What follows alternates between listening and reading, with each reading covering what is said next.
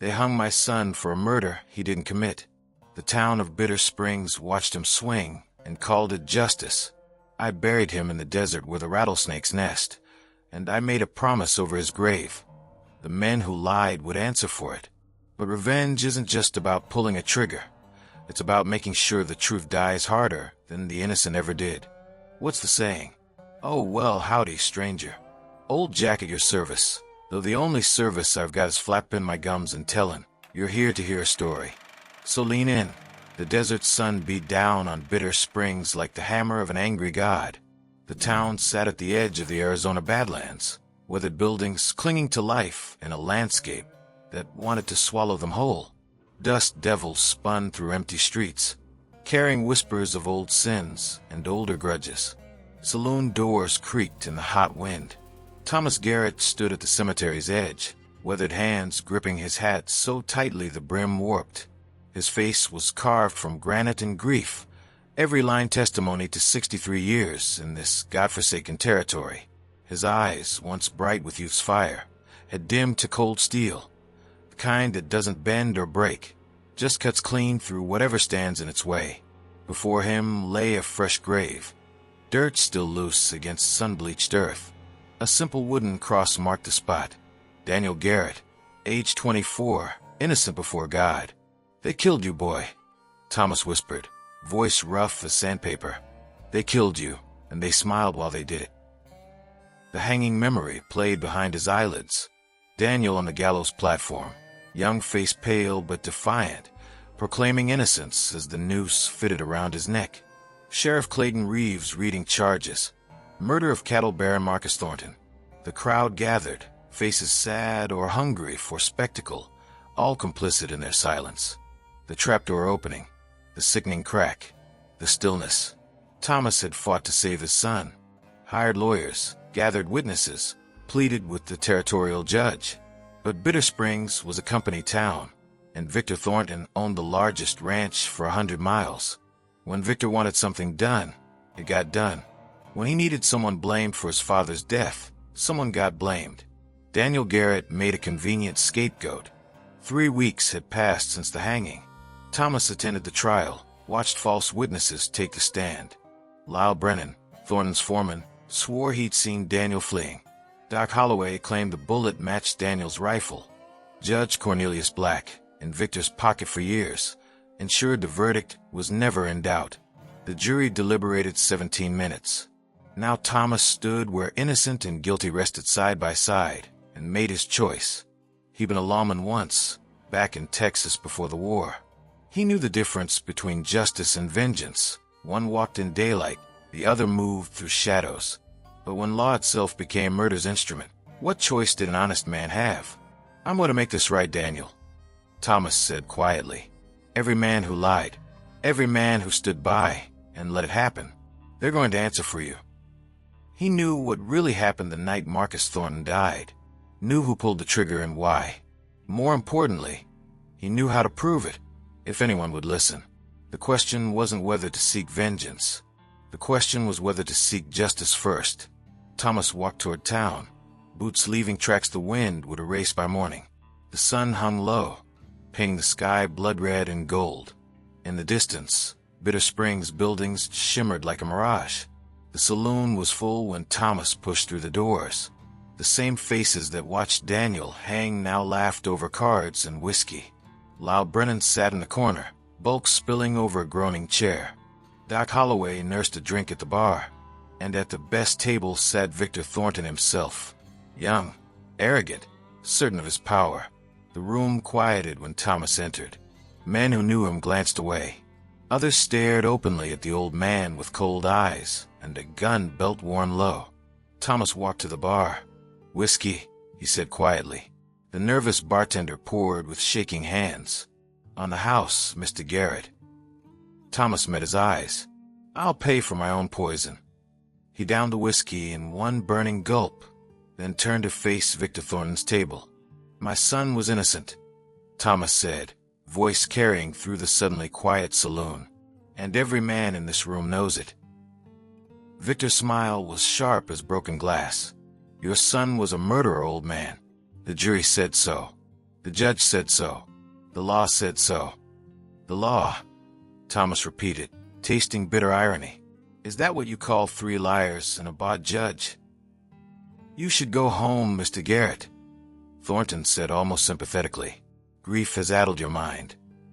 Thomas smiled then, the most terrible expression anyone in that saloon had ever seen. The smile of a man who'd lost everything and found strange freedom in that loss. I'm not the one who's going to get hurt, boy, Thomas said quietly. But I'll give you this one chance. Confess what you did. Tell the truth about my son, and I'll let the law handle the rest. Victor laughed, his men laughing with him. The sound echoed like baying wolves. There's nothing to confess, old man. Your son killed my father, and he paid the price. Thomas nodded slowly, as if Thornton had confirmed something he'd already known. He placed a silver dollar on the bar, tipped his hat, and walked toward the door. But before leaving, he turned back one last time. 3 days, Thomas said. I'm giving you 3 days to make this right. After that, the truth comes out one way or another. And gentlemen, I promise you won't like how it ends. The saloon doors swung shut behind him, leaving a room full of guilty men to contemplate their sins and wonder if the old man's threats were real. They were about to find out. The Thornton Ranch spread across the valley like a kingdom, thousands of acres of prime grazing land watered by the only reliable creek for 50 miles. The ranch house stood 3 stories tall, painted white and gleaming, a monument to wealth and power where most folks lived in adobe huts. Thomas Garrett watched from a ridge above, hidden in scrub brush and rocks. He'd been a scout during the war, learned to move quietly and see without being seen. Those skills never left him, even as joints grew stiffer and hair turned white. Below, ranch hands went about daily work. Thomas wasn't interested in them. He was interested in the man who emerged from the ranch house around mid-morning, climbed onto a dappled gray horse, and rode toward the southern boundary. Lyle Brennan, foreman of the Thornton Ranch and the man whose testimony had sealed Daniel's fate. Thomas waited until Brennan was well away from the main buildings, following a fence line along a dry wash. Then he moved, sliding down the ridge and cutting across landscape with the confidence of a man who'd tracked Apaches through this same territory 30 years ago. He intercepted Brennan where the wash deepened and cottonwood trees provided shade. His Winchester rifle was already leveled when Brennan's horse rounded the bend. "Don't," Thomas said simply as Brennan's hand moved toward his gun. "I'm not here to kill you. Not yet." Brennan froze, florid face going pale under desert tan. He was a big man, running to fat now but still dangerous if you gave him the chance. His eyes darted left and right, looking for escape. "There's no one coming," Thomas continued, "and you're going to answer some questions." "I got nothing to say to you, Garrett," Brennan spat. "Your boy was guilty." "My boy was framed," Thomas said, voice flat and cold. "And you were part of it. What did Victor Thornton promise you?" Brennan's silence was answer enough. Thomas moved closer, keeping the rifle trained on Brennan's chest. "Here's what I know. Marcus Thornton was killed with a .44 caliber bullet. My son owned a Winchester that fires .44-40 ammunition. Different cartridge entirely.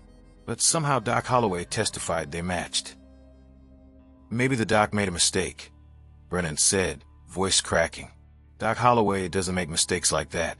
He's been pulling bullets out of men for 40 years, which means someone told him what to say. Just like someone told you what to say.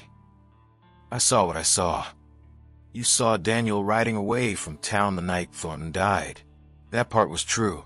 But you didn't see him anywhere near Thornton's office, did you? Because he wasn't there." Brennan's jaw worked, but no words came. "I've been asking around," Thomas continued. "Found out Marcus Thornton had been arguing with his son for weeks before he died. Something about changing his will, cutting Victor out because the boy was too reckless, too violent. Marcus wanted to leave the ranch to a trust. Victor wasn't happy about that." "That's speculation," Brennan said, but the fight had gone out of his voice. "Then explain why Victor Thornton's personal revolver, a .44 Remington, went missing the week his father died." Explain why the office window was broken from the inside, not the outside. Explain why you suddenly had enough money to buy that new saddle and pay off your debts. Each question landed like a blow. Brennan slumped in his saddle, looking suddenly older and smaller. He promised me a stake, Brennan whispered finally. Said if I testified, he'd make me a partner. Give me land of my own when this all blew over. And has he? Brennan's bitter laugh was answer enough. Victor Thornton used you, Thomas said, just like he used Doc Holloway and Judge Black. He killed his own father for the inheritance, and he framed my son because Daniel was convenient, a ranch hand with no power and no money. No one to defend him except an old man everyone thought was past his prime. What do you want from me? Brennan asked, voice breaking. The truth, written down, signed, and witnessed. You want to confess everything. What Victor told you to say.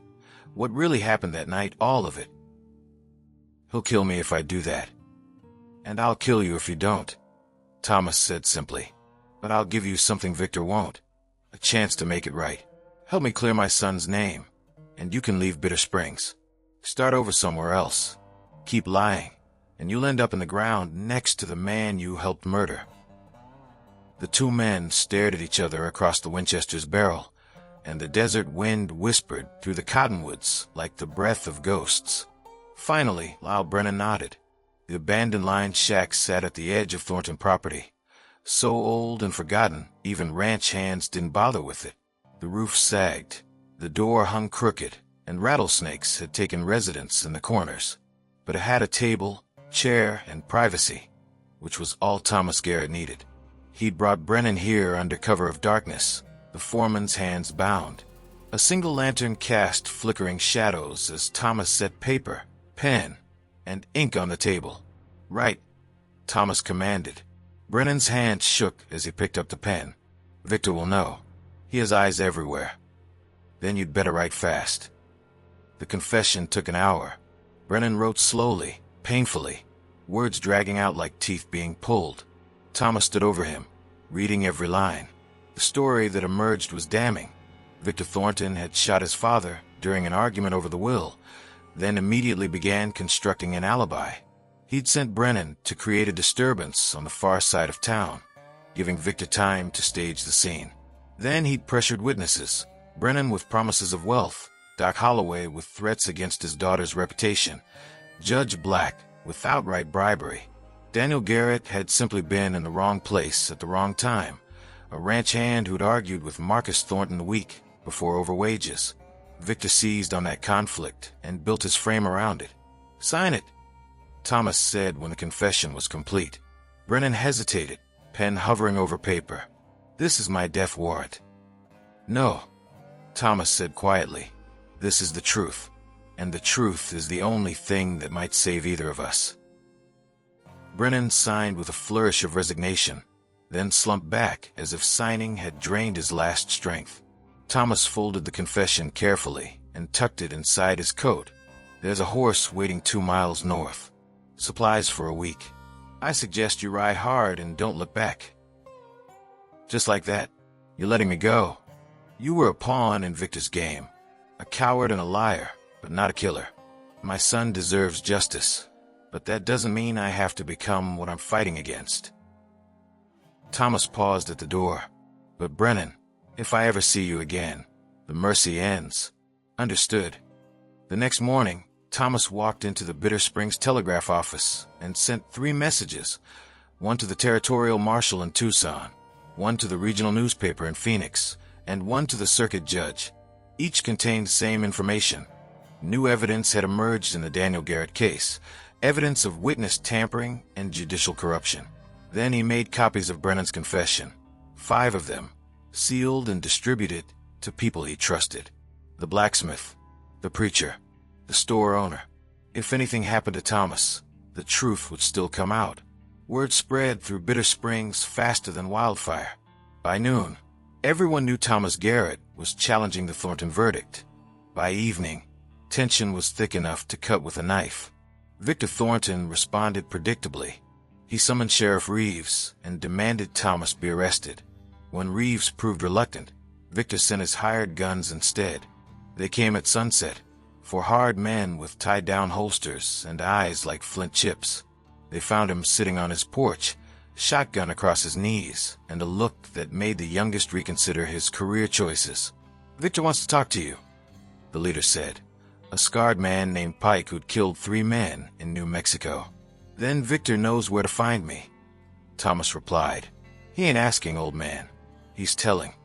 Thomas stood slowly, shotgun held casual but ready.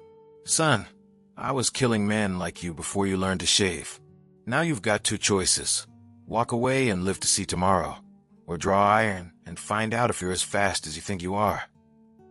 The 4 men stood in the dusty street, weighing their odds against an old man who looked like he'd carved his tombstone years ago and was just waiting for an excuse to lie down in the hole. Pike's hand twitched toward his gun. The shotgun blast took him clean off his feet. The other 3 scattered, diving for cover as Thomas levered another shell. "Next one won't be a warning," he shouted. They ran, leaving Pike groaning in the dirt with buckshot in his shoulder, and Thomas Garrett standing alone in the fading light, smoke curling from his shotgun barrel. The war had begun. By morning, Bitter Springs was a town divided. The shooting of Pike had forced everyone to take a position.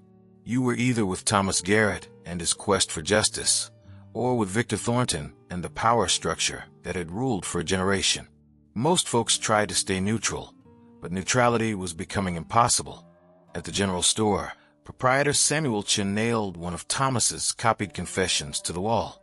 When Thornton's men tore it down, Chin nailed up another, and another, until they gave up, knowing that harming Chun, who extended credit to half the town, would turn even more people against Thornton. Father Miguel devoted his Sunday sermon to bearing false witness, speaking in metaphors, but making his meaning clear. Judge Black, sitting in the front pew as always, squirmed through every word. Even Sheriff Reeves found his backbone. He visited Thomas at his house, standing awkwardly on the porch while the old man cleaned his shotgun. "That confession," Reeves said finally, "is it genuine?" "You know it is," Thomas replied without looking up. "The question is what you're going to do about it." "I could arrest you, threatening witnesses, assault with a deadly weapon. Or you could do your job for once and investigate a murder. A real investigation, not the whitewash Thornton paid for." Reeves winced but didn't deny it. He'd been a good lawman once, before Thornton money and influence wore him down. Now he stood at a crossroads: continue being Victor's pet, or remember the oath he'd taken when he pinned on the badge. "The territorial marshal is coming," Reeves said. 2 weeks. If your evidence holds up, there'll be a new trial. And if it doesn't make it to the marshal? If I end up dead in an alley, then I'll make sure the marshal knows why. Reeves said quietly, "I failed your son. I knew something was wrong with that trial, but I convinced myself it wasn't my place to question it. I won't make that mistake again." It wasn't an apology, but it was something. Thomas nodded, and Reeves walked away, looking less burdened. But not everyone was coming around. The Thornton Ranch employed 50 men, and their wages kept families fed. Town merchants sold supplies to the ranch. The saloon served Thornton cowboys, and the bank held Thornton money. Challenging Victor meant threatening everyone's livelihood. A delegation of town leaders visited Thomas that evening. The bank president, the livery stable owner, 3 wealthy ranchers who did business with Thornton. They came with offers: money if he'd leave town quietly, land if he'd drop his accusations, even help relocating. Thomas heard them out politely, then gave his answer. "My son's grave is here. His name is on a cross that calls him innocent. I'm not leaving until everyone in Bitter Springs knows that's true. If that costs you money or comfort, then maybe you should have thought about that before you watched an innocent man hang and said nothing." They left angry, and Thomas knew he'd made more enemies. But he'd also drawn a line. This wasn't about compromise. This was about truth, and truth wasn't negotiable. The violence escalated. Someone fired shots through Thomas's window, warning shots, but carrying a message. Thomas responded by sleeping in different rooms and rigging doors with bells. Thornton's men started harassing anyone who supported Thomas. The blacksmith found his forge fires mysteriously extinguished. The preacher's church was vandalized. Samuel Chen's store was broken into, though nothing was stolen, just a message. But Bitter Springs was tougher than Victor expected. For every act of intimidation, resistance grew. More confession copies appeared on walls. Someone painted justice for Daniel on the bank. The women organized a prayer vigil in the cemetery, standing silent around Daniel's grave while their husbands stood guard. Victor Thornton found himself facing something he'd never encountered, a community that refused to be bought or frightened into submission. The breaking point came when Doc Holloway walked into the sheriff's office, pale and shaking, and handed Reeves his own written confession. The guilt had eaten at him until he couldn't sleep, couldn't eat, couldn't look at himself in the mirror. He confessed to falsifying evidence, to lying under oath, to helping condemn an innocent man. With 2 confessions in hand, Reeves sent his own telegram to the territorial marshal, requesting immediate assistance in investigating judicial corruption and wrongful execution. The marshal's response came by wire the next day. He was coming to Bitter Springs immediately, bringing federal deputies. Victor Thornton's kingdom was crumbling, and he knew it, which made him more dangerous than ever. A desperate man with money and hired guns was capable of anything. Thomas knew the endgame was approaching. One way or another, the truth would come out. The question was how many people would die before it did. The night before the territorial marshal was due to arrive, Victor Thornton made his move. Thomas knew it was coming. You could feel it in the air, the kind of tension that precedes thunder, the way horses get nervous before earthquakes. He'd lived through enough violence to recognize its approach. He'd taken precautions, moved important papers to the church, where Father Miguel hid them in the sacristy, warned his few remaining friends to stay home and lock their doors, made peace with the possibility that he might not see morning. Around midnight they came. Not 4 hired guns this time, but a dozen. Victor Thornton's entire crew of hard men, along with Thornton himself. They rode into town quiet, horses' hooves muffled with rags, moving like shadows through empty streets. They surrounded Thomas's house, cutting off escape routes, establishing fields of fire. Then they called him out. "Garrett." Victor's voice cut through darkness. "We're done playing games. Come out and face me, or we burn the house with you in it." Thomas was already on his roof, having climbed up through the attic when he heard the horses.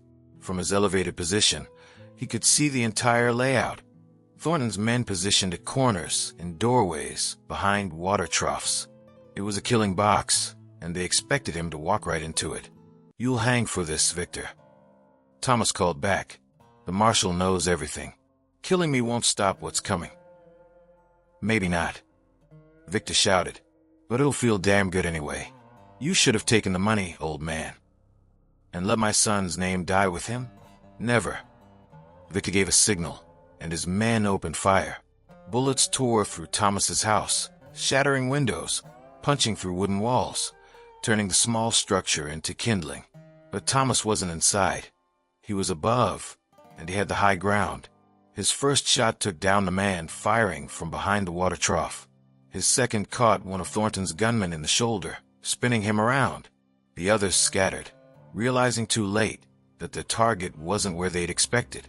But Thomas was one man against 12, and numbers matter in a gunfight. Returned fire forced him flat on the roof, bullets whistling overhead, slate shingles exploding into fragments. He crawled to a different position and fired again, making each shot count. And then the town woke up. Lights appeared in windows, doors opened, and the people of Bitter Springs, shopkeepers and ranchers, the blacksmith and preacher, women and even some older children, emerged with whatever weapons they owned. Rifles, shotguns, pistols, even hunting bows. They didn't organize, didn't plan, didn't wait for someone to take charge. They simply took positions around the square and began firing at Thornton's men. It wasn't expert marksmanship. Most weren't soldiers or gunfighters, but there were dozens of them, and their combined fire turned the tide instantly. Thornton's hired guns found themselves caught in crossfire, taking rounds from unexpected angles, losing the advantage they'd counted on. "Fall back," Victor screamed. Fall back to the horses. But Sheriff Reeves had anticipated that. He'd positioned himself and 3 deputized citizens at the hitching post where Thornton's men had left their mounts. When the gunmen tried to retreat, they ran into a wall of lead. The fight lasted less than 10 minutes, but felt like hours. When the shooting finally stopped, 5 of Thornton's men were dead, 4 wounded, and the rest had scattered into the desert. Victor Thornton himself knelt in the middle of the street, his expensive suit torn and dusty, hands raised, a bullet grazed bleeding down his face. Thomas climbed down from the roof, moving slowly, old bones aching from the strain. He walked across the street, rifle still smoking, and stood over Victor Thornton. "You lost," Thomas said simply. "You killed your father, you framed my son, and you try to burn this town's conscience to ashes. But here's what you never understood, Victor. Some things don't burn." The territorial marshal arrived at dawn, riding hard with 6 federal deputies. They found Bitter Springs exhausted but alive, the streets littered with shell casings, and the jail full of Victor Thornton and his remaining men. Sheriff Reeves handed over both confessions, along with additional evidence he'd quietly gathered. The marshal, a severe man named Cobb, read through everything with a face like granite. "This is enough for a new trial," Cobb said finally. "Multiple new trials, actually. Thornton, Holloway, Judge Black, they'll all face federal charges." "And my son?" Thomas asked, voice hoarse from smoke and exhaustion. "Your son will be exonerated. Posthumously, unfortunately, but his name will be cleared." Cobb's stern expression softened slightly. "I'm sorry it took so long, Mr. Garrett. And I'm sorry you had to fight so hard for something that should have been freely given." Thomas nodded, unable to speak past the lump in his throat. 3 months later, a new marker stood in the Bitter Springs Cemetery. This one was marble, professionally engraved, paid for by donations from the town. Daniel Joseph Garrett, 1851 to 1875, wrongfully executed, exonerated by a territorial court, his innocence proven, his memory honored. Thomas Garrett stood before it in the morning light, hat in his hands, weathered face finally at peace. The trial had concluded the week before. Victor Thornton convicted of murder and conspiracy, sentenced to hang. Judge Black had resigned in disgrace and fled the territory. Doc Holloway, who'd cooperated fully after his confession, received a lighter sentence and community service. The town had changed. Sheriff Reeves wore his badge differently now, with pride that came from doing the job right. Samuel Chen's store thrived with new customers, drawn by his reputation for integrity. Father Miguel's church was full every Sunday. And Thomas Garrett, the old man who'd refused to let his son's name be buried with his body, was offered the position of town marshal. He declined, gently but firmly. "I'm too old for badges," he'd said, "and I've done what I came to do." But he stayed in Bitter Springs, in his rebuilt house at the edge of town.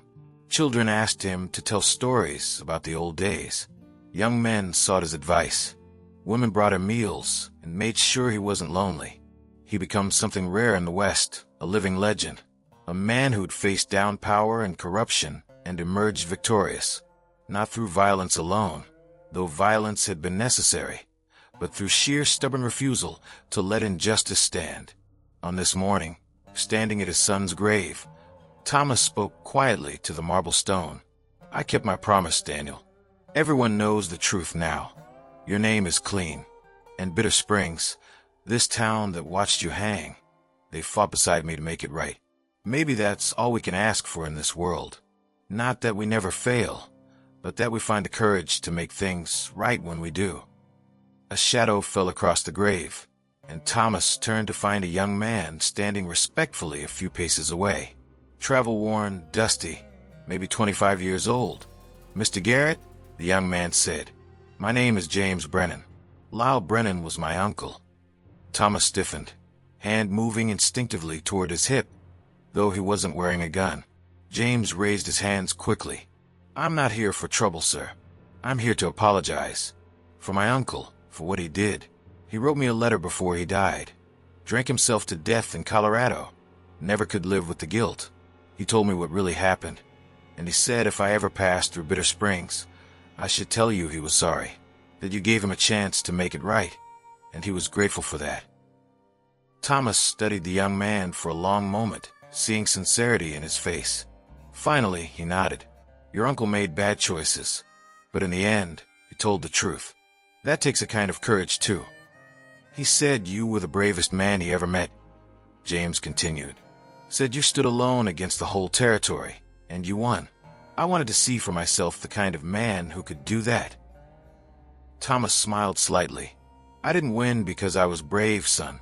I won because I was too stubborn to quit and too angry to die, and because this town, when it mattered most, chose to be better than it had been. James Brennan stayed in Bitter Springs for a week, and Thomas told him the whole story. Not just the violence and confrontation, but the quiet moments of doubt, the fear, the nights when he wasn't sure he could continue.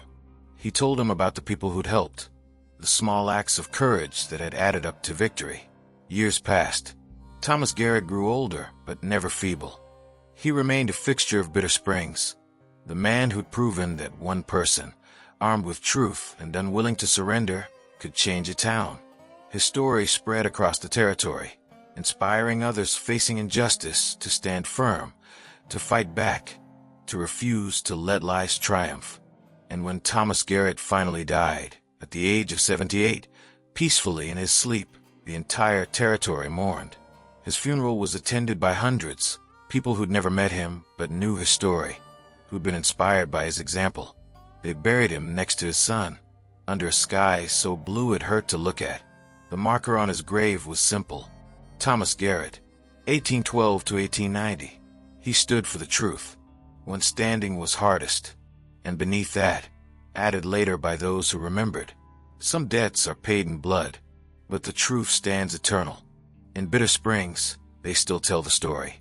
They tell it to children learning about justice. They tell it to young men learning about courage. They tell it to anyone who wonders if one person can make a difference against power and corruption.